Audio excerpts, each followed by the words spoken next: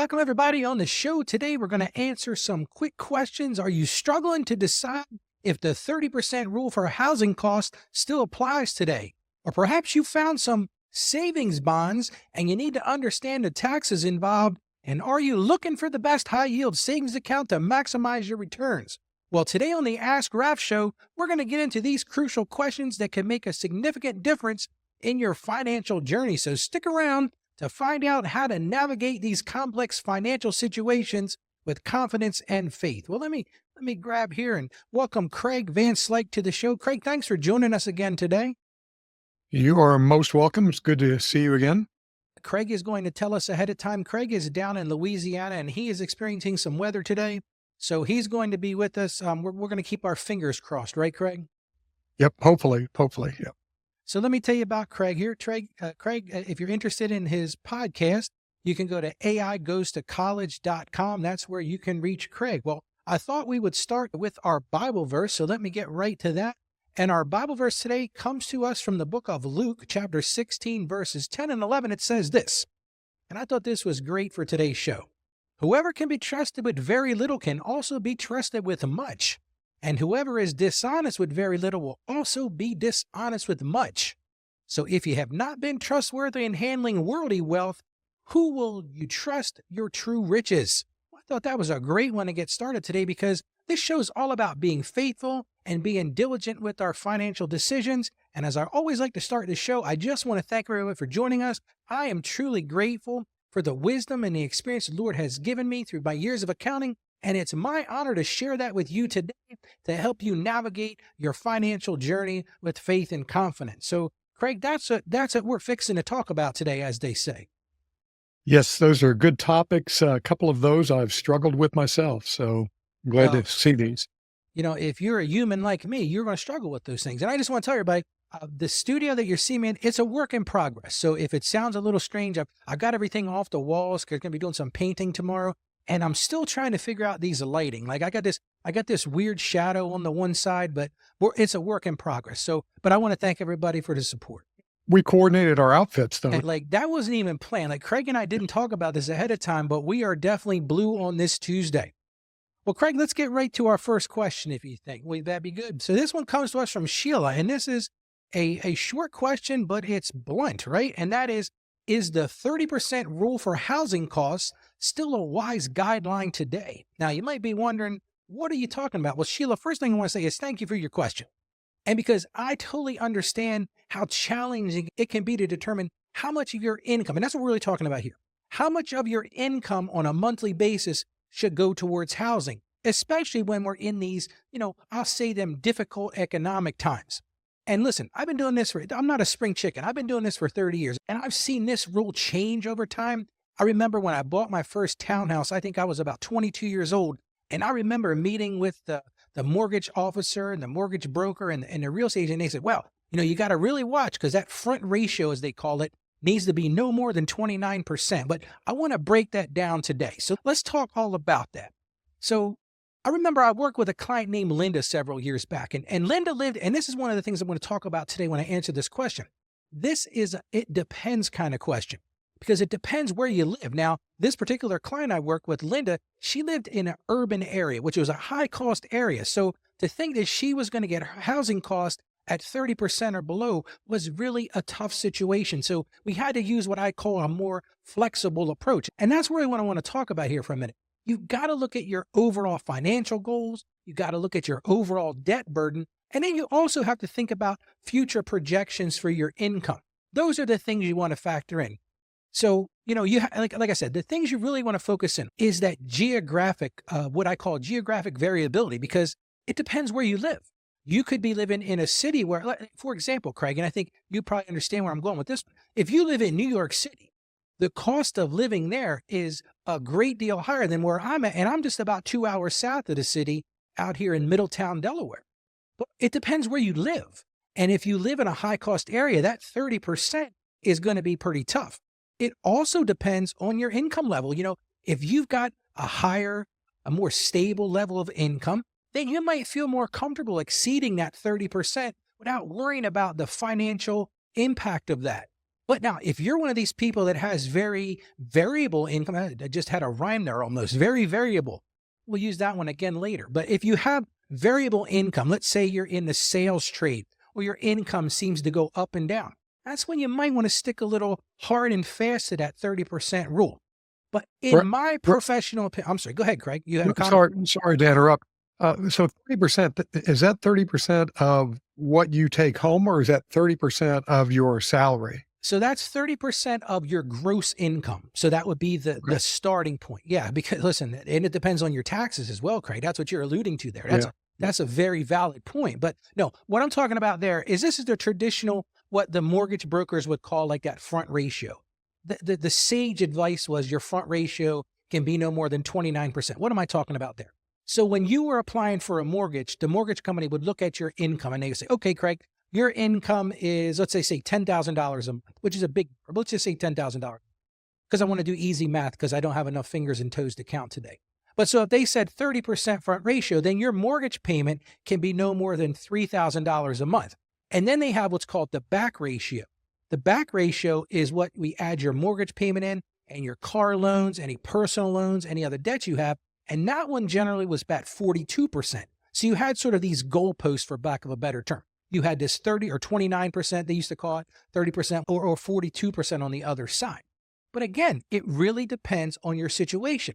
And why this is an issue is as we're seeing the cost of housing go up, as we're seeing the cost of borrowing for housing go up, those ratios are getting pushed a little bit. So you've really got to take a look and say, okay, what is your overall financial position? If you're just starting out, I think it's really dangerous to go over that 30% because you can find yourself in a world of problems. I look back to 2008, for example, Craig. I don't know what it was like where you're at down in Louisiana, but around here in 2008, I mean, you could get a mortgage loan if you had a pulse. I mean, that was all it was. Just sign here and you got a mortgage loan. And the ratios were out the door. They didn't care. It was what was called stated income. So you could say, I hereby state my income is this. And that was what the mortgage company went by. Go ahead, Craig. You had a comment. Less charitable, they were called liar's loans.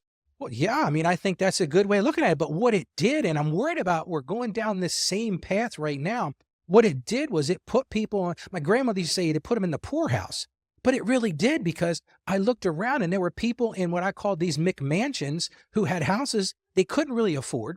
They couldn't afford the heat and cool them. I remember at the time, there was a lady that we partnered up with. She had this thing called the welcome wagon.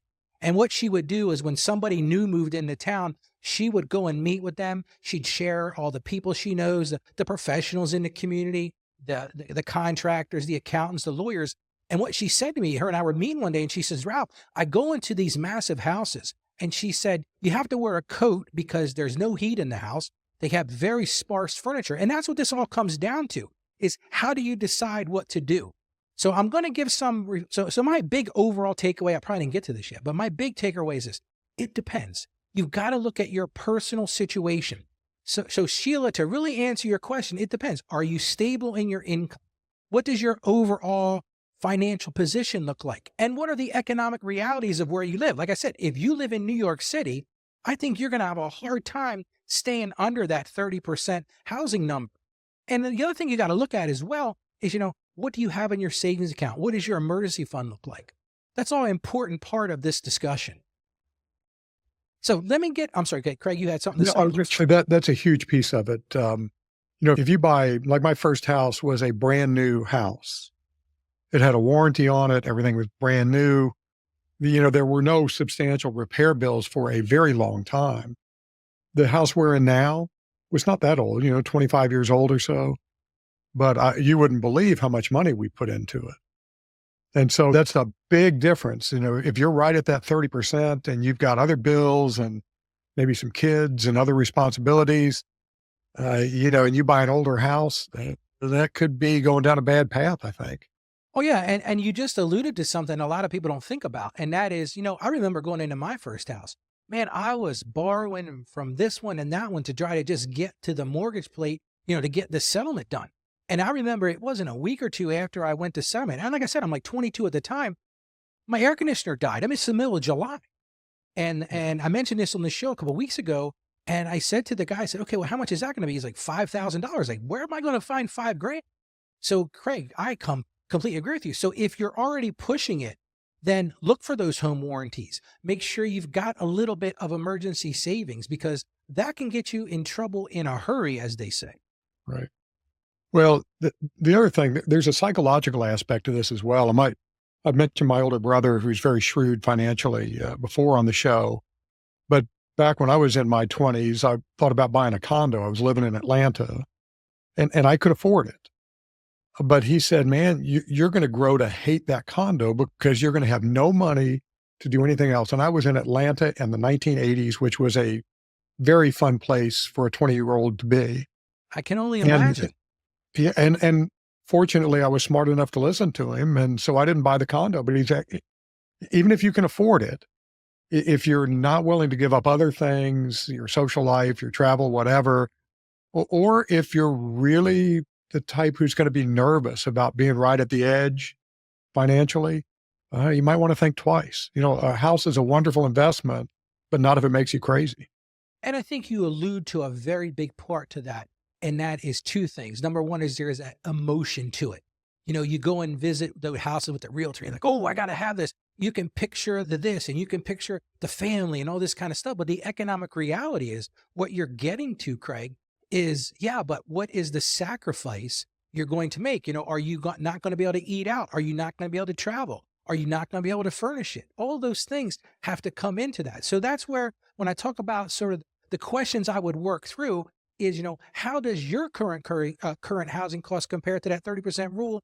And what adjustments can you make based on your financial situation? Again, it depends. It depends on what you bring to the table. You also have to look at your long-term, your short-term goals, and how does that housing fit into it? Because like you said, Craig, had you bought that condo, you would have been scrimping and saving to make it work, and you wouldn't have been able to enjoy what we call the acumen of life. What else would you be able to do? Because I'm just looking at our shirts, Craig, and I think they are absolutely identical. And They're close. They're close. It's hilarious. It's a distraction. But you've hit on something else that's really important that actually I lived through. So the company I was working for went under. And I was able to start a business in Orlando, move to Orlando and start a small business. Well, if I owned that condo, after just a couple of years, you're going to take a bath on that thing. And so you really give up a lot of flexibility. Now, if you're stable, you're going to stay in the area, there's no question about that. It's a different calculus. But if you're still trying to figure out where you want to settle, or you like to move around, a house can be a pretty big albatross around your neck.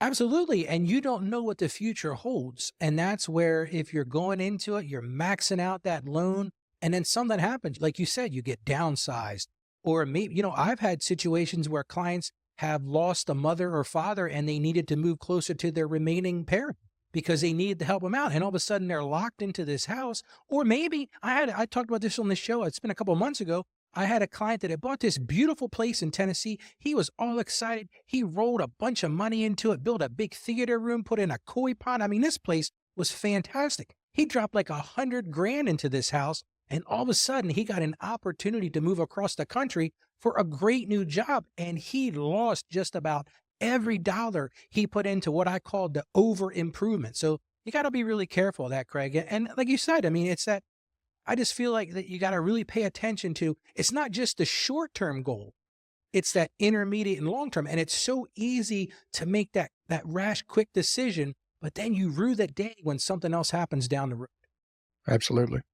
Well, let's get to our second question. Our second question comes to us from Gary, and I thought this was a great one. This is what we call found money. So Gary writes this. He said, I've found 12 EE savings bonds, each originally valued at $5,000 after cleaning out my deceased dad's house. So Gary, first thing I want to say, we are very sorry about the loss of your dad. But moving on, what he said is they mature in 2036. So they're not quite matured yet, and their current estimated total value is around $45,000. So he found some found money here. I think it's fantastic. He says, I've got paperwork confirming that I am the beneficiary and the last living family member.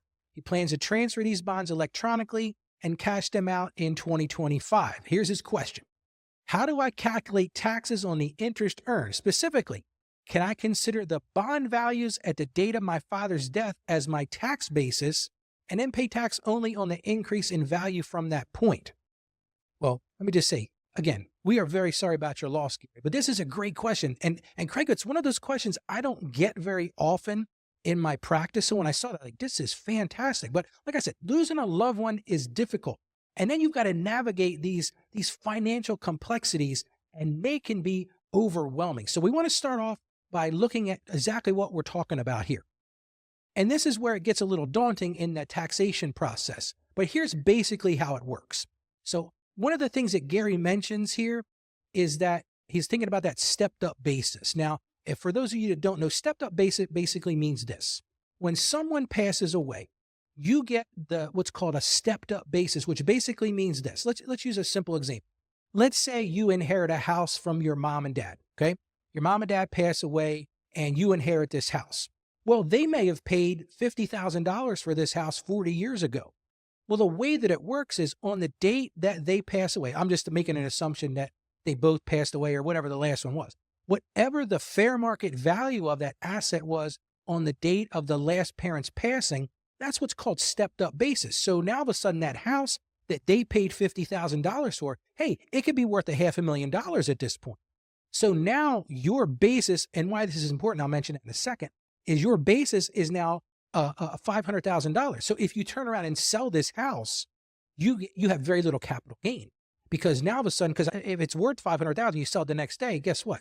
You're probably not going to earn much. But here's the problem with that. Had you not gotten that stepped up basis, your capital gain wouldn't have been zero. It would have been, let me do the math here, 500,000 minus 50, $450,000. So that's why this is huge. But here's the problem, Gary.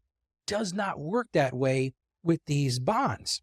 So this is the issue with this, Gary, and this is why it gets a little complicated. So you can't just use the bond's value at the date of your father's passing to get that new tax basis. Because here's the problem with these bonds. And this is where you got to decide how you want to handle this. But there are really two ways that can do this. And I'm going to talk about a client that I worked with, Craig, a couple of years ago named Mark, and he had a very similar situation. He had inherited these bonds from his grandmother. And again, he reached out to me, said, Ralph, and like I said, I've only handled a couple of these in 30 years of doing this kind of stuff. And he said, Ralph, how do I handle this? Well, we worked through it and we realized that the interest earned on the bonds was actually taxable from the date that his grandmother had bought them, because she never claimed that income. So Gary and everyone else, listen, here are your two options. These are really, and there's really just two. And this is the simplest option. I'll call this option A.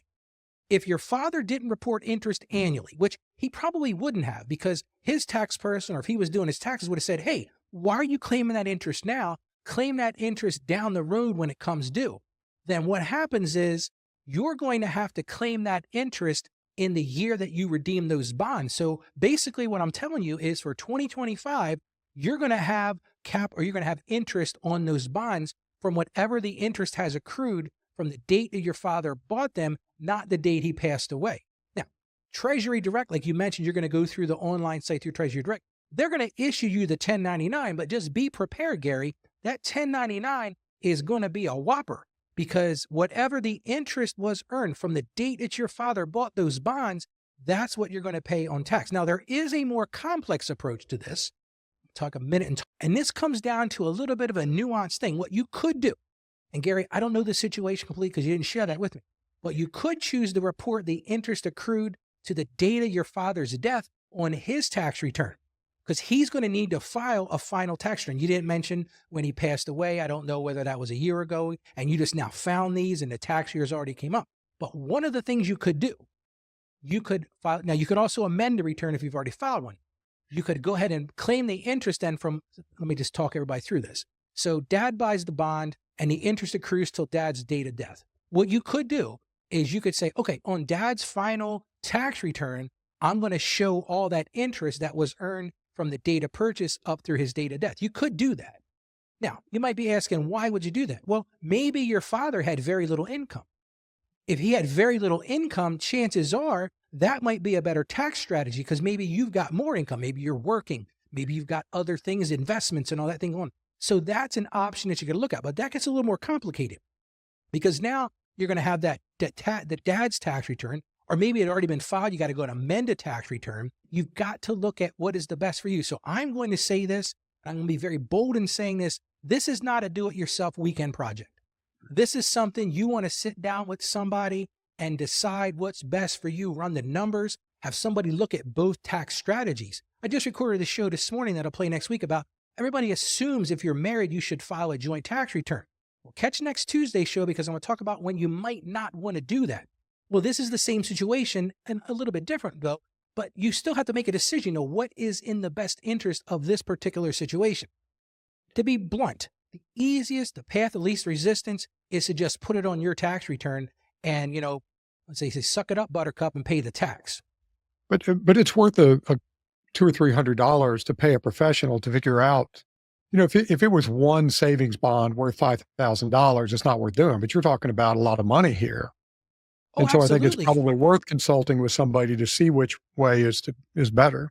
Yeah, because I'll give you a scenario. Let's say that your father was in poor health right before this. And let's say that maybe he was in nursing care and he had a ton of medical expenses so that he's going to not have very little or maybe no taxable income. Well, if you throw even if it's $40,000, which it's not going to be, but you understand what I'm saying, even if you throw a lot of interest back on dad's tax return, maybe he pays 10% as income, whereas maybe you're in the 22 or 24 tax rate. So yeah, Craig, you're absolutely right. Spend a couple $100 or for an hour or two of consultation and find somebody that understands this and run both of those scenarios. Absolutely. And the other thing you've got to do is maybe look at your dad's tax return because maybe he'd been planning this and he was claiming that interest every year. That's a possibility, but you're going to have to go find those things. So that's really what the key is to this. So if I'm going to ask the big questions, Gary, here's the takeaways from this. Have you confirmed whether your father reported the interest on these bonds annually? He probably didn't, if I had to guess. I don't know the complete situation, but that would be sort of outside the usualness. And then you're going to make a decision. Go, like Craig and I said, go talk to somebody and find out what is the best tax strategy for your particular situation. And then just make sure you report it correctly on your tax return. I really don't have a lot more to give here, Gary. Unfortunately, I think you were hoping that you were going to get that stepped up basis, but in this case, you just don't get that benefit. And really what it comes down to, and I'll get to you in just 1 second, Craig, I see you had a question or a comment, but what it really comes down to is that the IRS never taxed the interest on this at all. So they want to get their pound of flesh. Go ahead, Craig. Well, so I have two questions, and then we have a question from Jeff in chat. Oh, excellent. As well. So does this apply to all bonds or is this specific to U.S. federal savings bonds? I didn't really get into the details on this one, but this one is just the U.S. savings bonds because of the way the interest is reported. Because oftentimes the bonds you're talking about, you're paying tax on those on an annual basis. They're being reported on what we call a 1099 dividend form or a 1099 comprehensive, they call it now. So that's a very good point, Craig. This is one of those little nuanced things where, and if you think about it, it's kind of the point of these savings bonds. You buy them for their face value at about half of what that face value is. And the idea is that grows interest-free until you have to cash them in and then you pay the tax. Right. But it's worth noting because I know a lot of older people hold a fair amount of bonds. And if it's a private bond, if it's not one of these federal bonds, then the likelihood is that they've been paying taxes on it all along. Oh, absolutely. Which means you get that stepped up basis. Correct. And that's, again, that's where you would have that stepped up basis because what would happen is as they're paying the tax on that interest, that's adding to that basis. So this is, again, I hate to say it this way, and I'm not trying to take money out of people's pockets, but this is where spend some money, go meet with a professional and understand it completely so that you don't make, I'll say, a bonehead decision. I know that's kind of a harsh thing to say, but you don't want to make a mistake. Well, and one other reason is there might be some way to shield some of that income. Can't you shield part of it for educational expenses? Yeah, there very well could be. Yes, absolutely. That may be an option as well. As our friend Dave Jackson says, you can pay in time or you can pay in money. Absolutely. And this is one of those where you'd make yourself crazy trying to figure it out yourself. Go to a professional. Exactly. And then, I agree with Jeff has a question in chat. Let me see if I can make this work, Jeff. Jeff, here we go. We're going to make it fit in here. Okay, so Jeff says, what should you do when you're close to paying off your home? What should you do with the new income? Save it, reinvest back in the house? Would love to know. Well, here's my answer to that, Jeff. And I'm going to say it depends. So, and I'm not being a smart aleck and saying that way, but here's my thought. And Craig, I want you to chime in as well. So you're close to paying off your home. And what's funny about this, Jeff, I'm going to take a little sidetrack here. I had a client in the other day and they said to me, Ralph, we're just about ready to pay off our home, but I think we're going to go buy another house because we need that mortgage interest write-off. And I said, wait a second. And I had to have this discussion. And Jeff, I know that's not what you asked, but I'm going to go there in a second. But I said to them, wait a second. I said, you don't need to pay mortgage interest. They said, oh, no. If we don't pay mortgage interest, Ralph, we're not going to have any write-offs. So Craig, I had to have this discussion with them. And I felt like it was like, I felt like I was pulling teeth. You know what I'm saying? Like, here's the deal. I'm going to give you $1. Okay. Here's $1. I want you to give me 30 cents back, right? I still spent $1. So I'm still out 70 cents, even if you give me 30 cents back.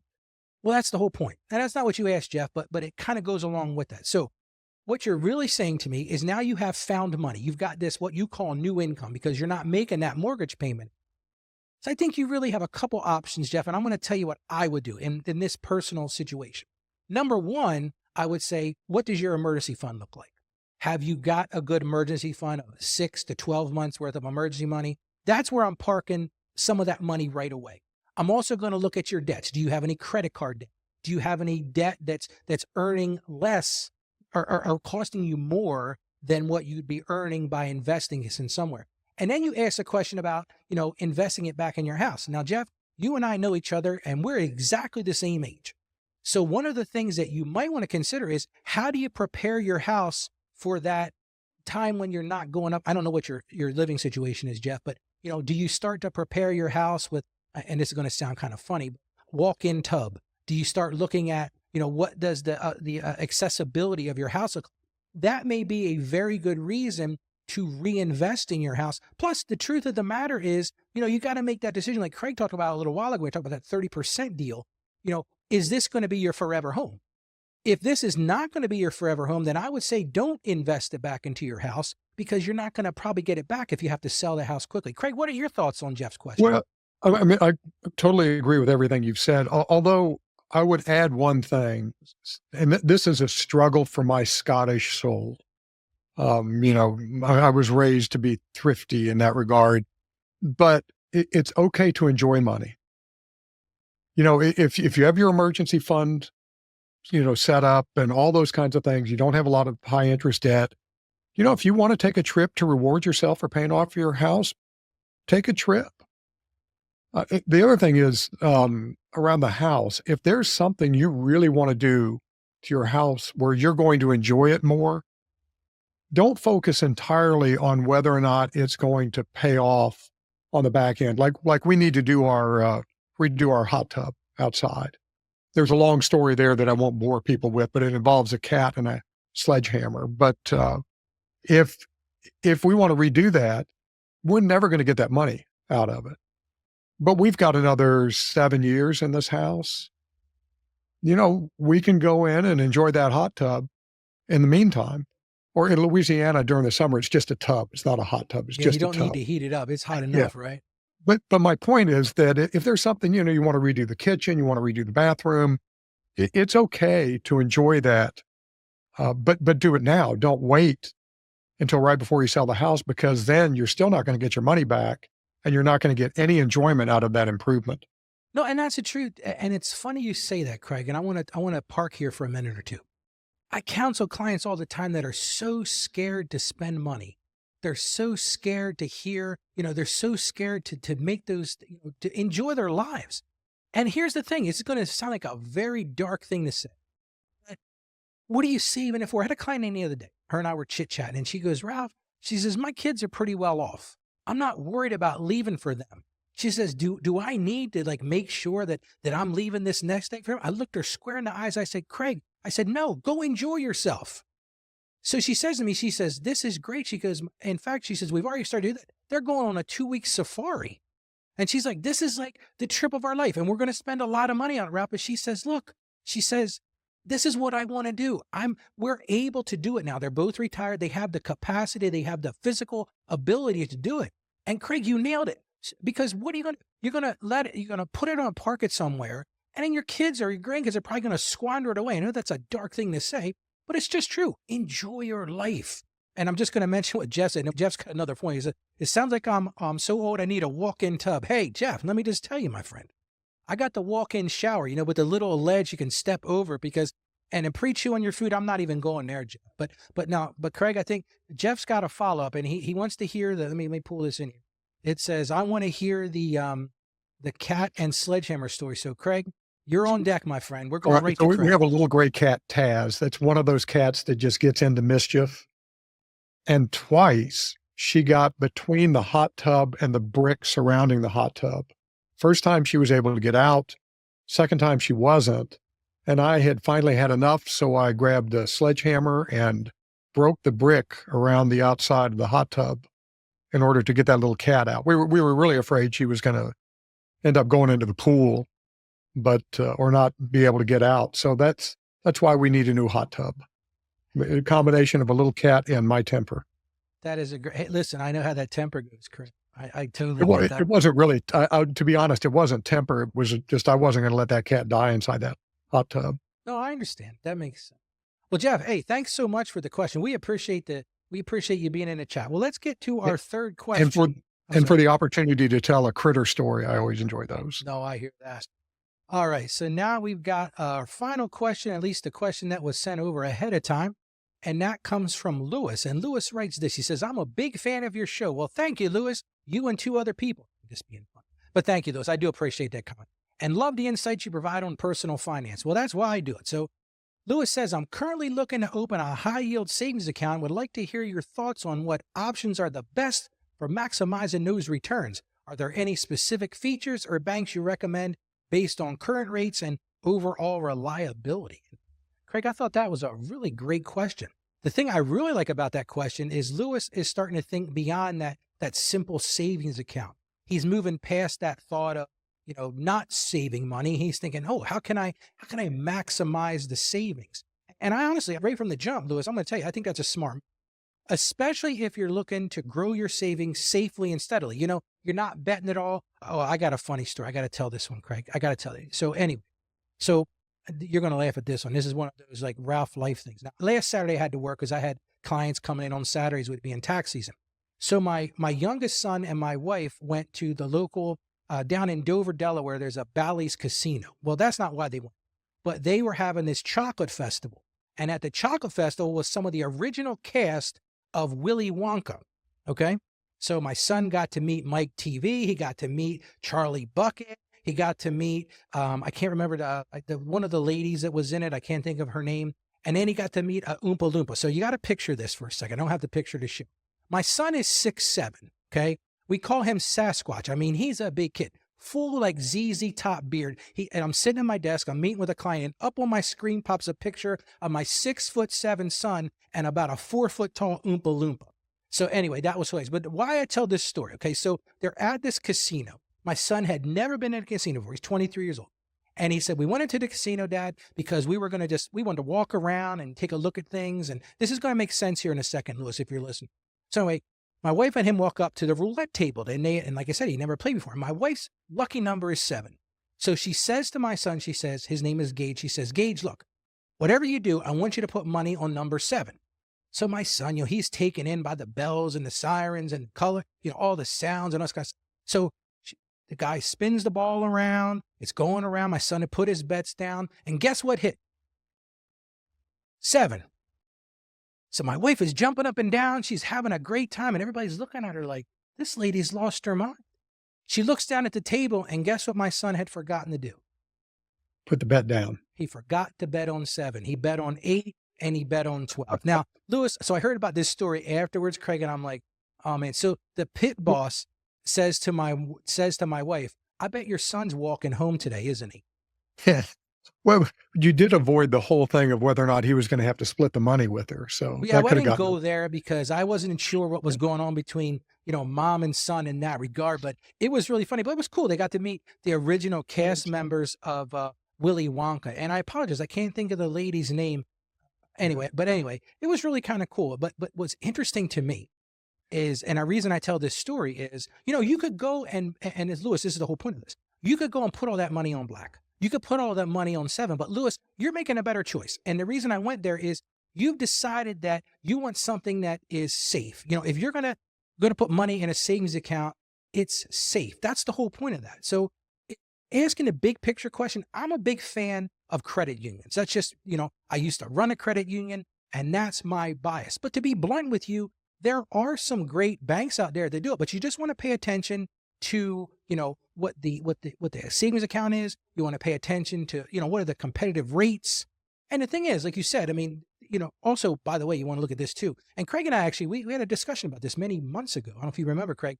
You were talking about moving from bank to bank and the incentives. So be careful of that too, because sometimes they'll have an incentive rate that all of a sudden after 3 or 4 months, well, that rate is gone. So also take a look if there are any monthly maintenance fees or if there's a minimum balance requirement. All those things make a big difference. There's a big one that got me. So we have a local bank here that I really like a lot, and they were paying 7% on the checking account up to $30,000. That's a big return. Yeah, it is. It is. And they have a little bit lesser, like 4 or 5% on a savings account. Well, you have to have so many debit card transactions in the month. I think you may have to have a direct deposit, but I had that already. Anyway, I'm not a huge debit card guy.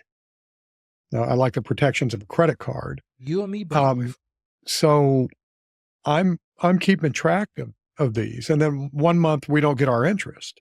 So I call up the bank, what's going on? Let me check into it. Well, they had a $10 minimum transaction fee for the debit card transaction account. And I was one short. And it cost me, what is it? $75, $80, something like that. But really pay attention to that. They often have debit card transaction requirements and direct deposit requirements, in addition to, the teaser rates and that sort of thing. So you really have to watch out for all of those. Yeah, and you have to be going in with eyes wide open. The whole point of that, the bank is trying to get your business. They're trying to get your checking business. They're trying to get your credit card business. They're trying to get all those things. So it might look great from the outside. Oh, like you said, it's a 7% rate. Who's paying 7% on a checking account? So just pay attention to the detail, because there are some great online options. One of the ones I'll throw out there is Ally Bank is one. As I was doing research for the show, is a good one to talk about. One my youngest son, or my oldest son, works with is American Express Bank. That's one. One of the other ones I found was Marcus, and I don't know too much about this one. This is a Goldman Sachs bank. And there's Capital One has this account called a 360 Performance Savings. And let me just be clear. I have no affiliate relationship with any bank, with any credit card company, with any credit union.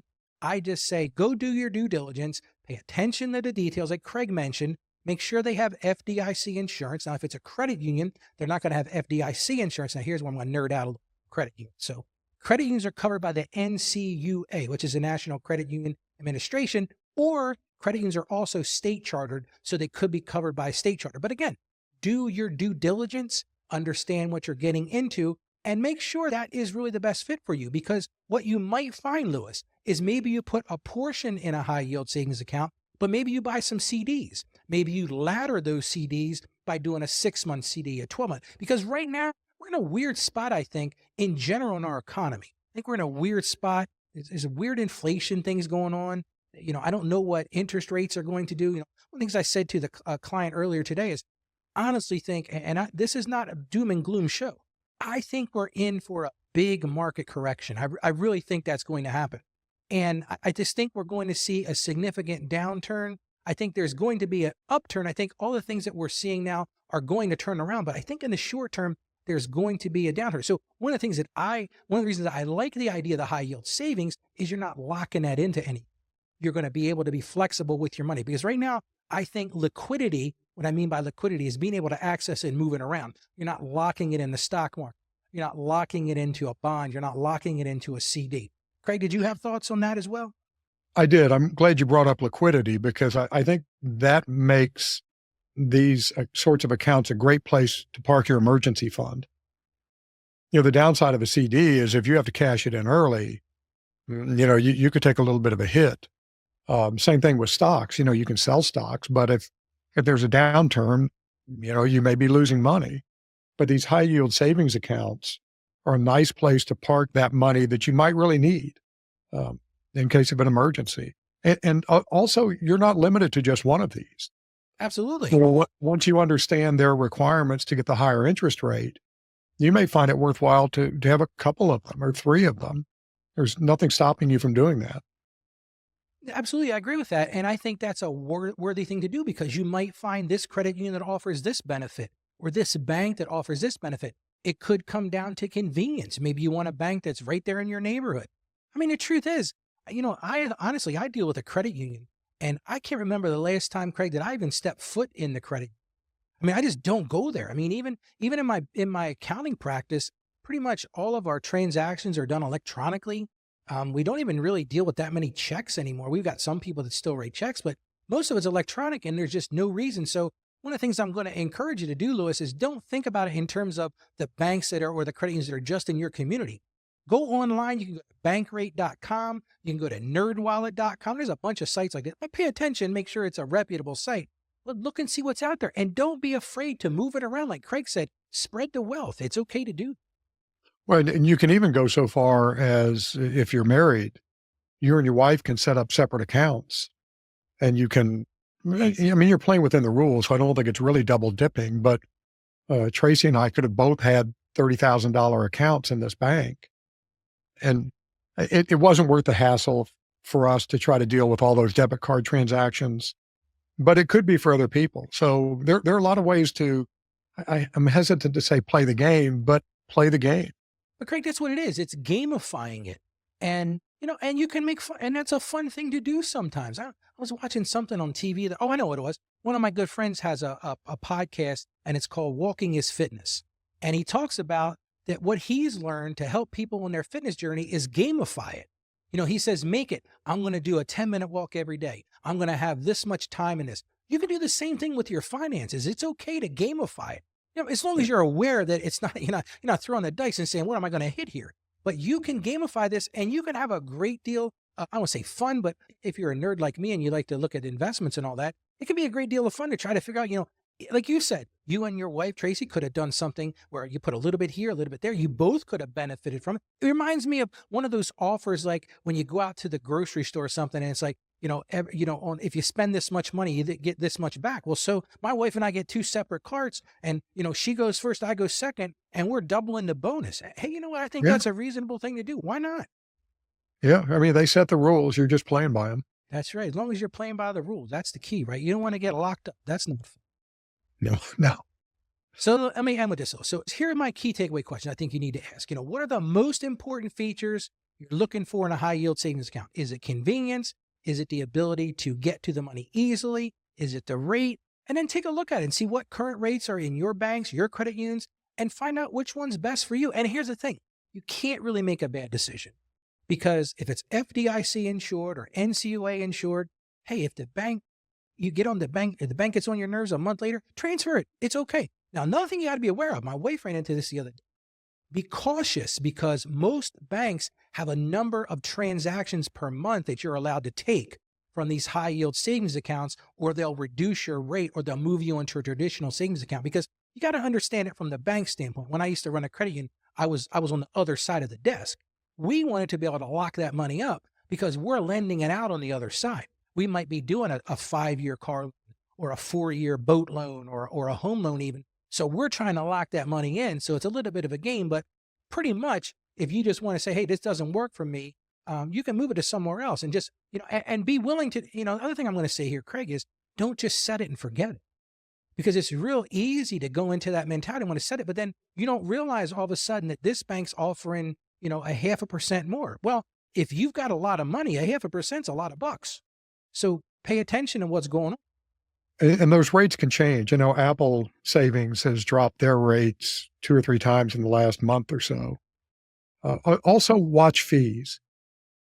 So you need to make sure that you're not going into something that's got fees that more than offset the interest rate. I think most of them are low fee, but you just need to be careful of that. It's interesting you brought that up, and I didn't have it planned to talk about on the show today, Craig, but I had a client in, it's probably a week ago, and they were raving about how they love this credit card. They get all this cash back and they get all these bonuses and all this kind of stuff. And I said, that's great. I said, but I looked at your financials and you're carrying a balance with them. He's like, of course I am, because they give me all these bonuses. I said, okay, let's do a simple math equation. And when I looked at the numbers, Craig, I wanted to cry because yes, they were getting the no annual fee and they were getting the this perk and the that perk.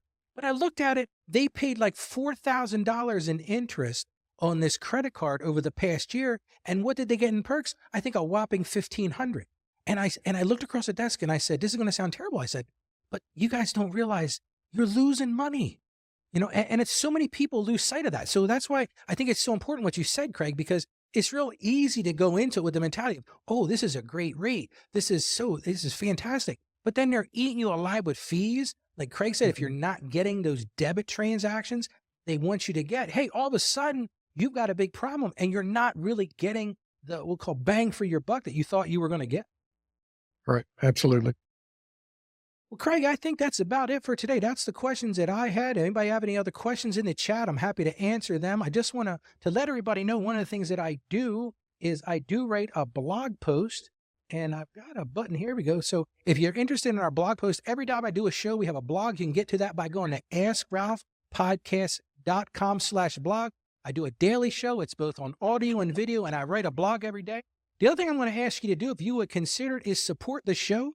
You can go to AskRalphPodcast.com/support. Right now, we're working with a company called Buy Me a Coffee. Now, listen, I don't even drink coffee, so you're not going to give me a coffee, but it's a way to support the show. And you might say, Ralph, why do we want to support the show? Well, this is the reason you want to support the show. So we can reach more people, so we can be on more platforms, so that we can help other people who are trying to master their finances with that faith perspective. So that is really why we do that. So Craig, I just want to thank you again for joining me on the show today. Craig has been a great partner for hearing me. He makes me think of stuff that I hadn't thought of.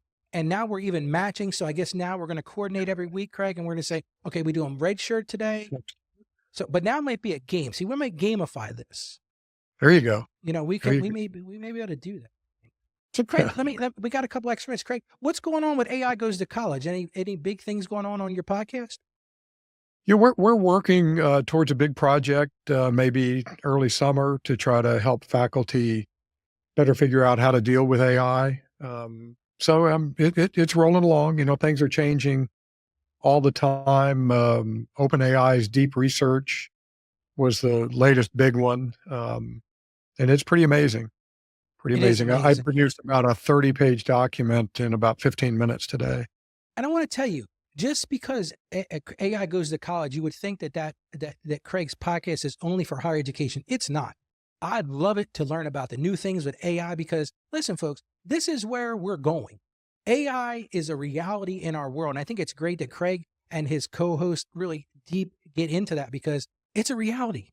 And you're going to be surrounded by this. And if you understand what's coming at you, understand the nuances of that, it is very beneficial. So I'm going to encourage you to go check out Craig. I'm going to put his information right there on the screen. It's AIGoesToCollege.com because it is a fantastic podcast. Well, before I close today, I just want to say this. I want to thank everybody for joining me. It's been great having you. And if you feel like you're overwhelmed, if you feel like you need some help with your finances, you can reach out to me. Just go to AskRalph.com. When you get there, you'll see a button at the top that says book a call with me, and I would love to help you. So as we close out today, again, Craig, thank you so much for joining me. And everybody, I hope you have a great day. And make sure you tell everybody about our live show every week at 1 p.m. Eastern Time. And the daily show, you can catch that at AskRalph.com. So goodbye, everybody, and have a great day. Thanks. Thank you for joining us on the Ask Ralph Show. And with a simple click to subscribe, we'll invite you back to our next episode. And remember, financial issues don't have to be complicated. Just ask Ralph. The information contained in this episode of Ask Ralph is based on data available as of the date of its release. Saggio Accounting Plus and Ask Ralph Media, Inc. is under no obligation to update this content if changes occur. Applying this information to your specific situation requires careful consideration of all facts and circumstances, and any information provided is not to be considered as financial, tax, or legal advice. Please consult your tax advisor or attorney before acting on any material covered.